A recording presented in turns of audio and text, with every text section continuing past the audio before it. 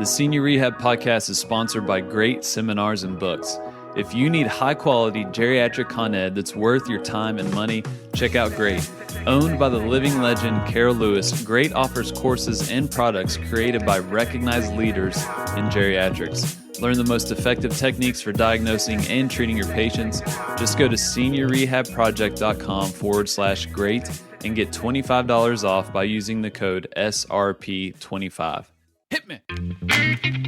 This is a Senior Rehab Podcast, the podcast for rehab clinicians that want to better serve older adults. And now your host, my grandson, Dusty Jones. Hello, friends. I hope this finds you doing well. Today's short is coming from the one and only Kathy Shirley. You all have heard her several times on the podcast. She's a great woman, great physical therapist, but she's going to speak to ageism. Not necessarily that we see with ageism towards our patients, but ageism within our own profession. I was recently listening to a podcast where one of the participants was voicing his frustration of working with older physical therapists. I am an older physical therapist. I am now starting to become vividly aware of the negative bias that tends to follow the word older within my own profession, and not only towards patients, but also towards clinicians. I believe this clinician was voicing his displeasure with a behavior or multiple behaviors in a therapist who also happened to be older. As a takeoff on the hashtag Old Not Weak, I created hashtag Old Not Stagnant PT. Just as we have significant diversity in our older patients, we also have diversity among our older therapists. How do we begin to recognize our biases? How do we change the focus to the positive value of aging within the profession? What are the positive values of aging within the profession? When I ask myself these questions, I first think of how each patient I have ever seen over my career and each student I have taught as either a clinical instructor or in a post-professional course or in an entry-level DPT program course has taught me something. However, I have learned only when I remained open and aware to the specific situation in front of me.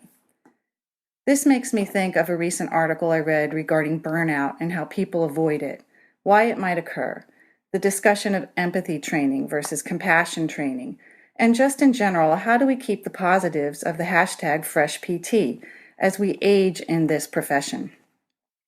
Maybe my hashtag should be hashtag Still Fresh and Old PT. How do we remain fresh? There are many ways, and we have to seek them out. What worked for me may not work for someone else.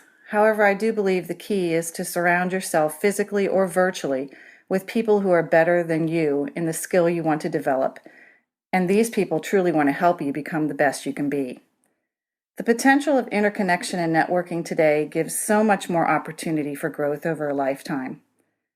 As I complete my second year of teaching in the TWDPT program, I look out at all those hashtag FreshPT faces and hope I've given them an example of remaining passionate and open to change with the lifelong learning skills of a hashtag Still Fresh and Old PT.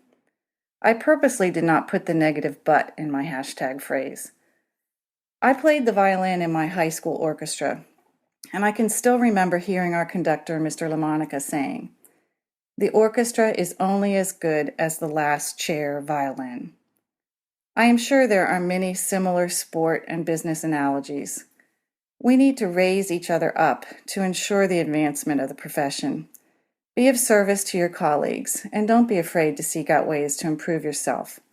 As I often tell my students, even if I lived to 100, it would not be long enough to know everything I would really like to learn.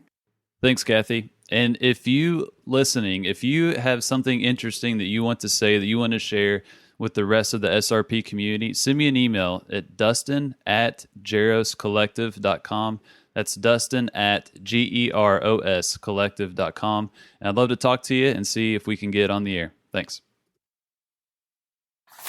Hit me. Thank you for listening to the Senior Rehab Podcast. If you enjoy this content, I highly encourage you to go to seniorrehabproject.com where you can find more helpful episodes, lots of free resources, and to see how you can become a game changer and influence the direction of this movement. I appreciate you, and I'll talk with you soon. But in the meantime, do not forget to stay funky.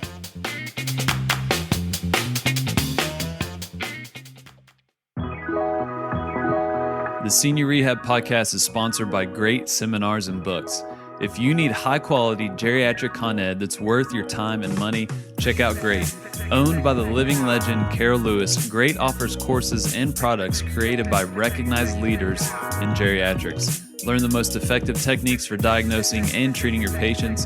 Just go to seniorrehabproject.com/great and get $25 off by using the code SRP25. This podcast is brought to you in partnership with the Jaros Collective, a podcast network that's redefining old and equipping healthcare clinicians to better serve our aging population.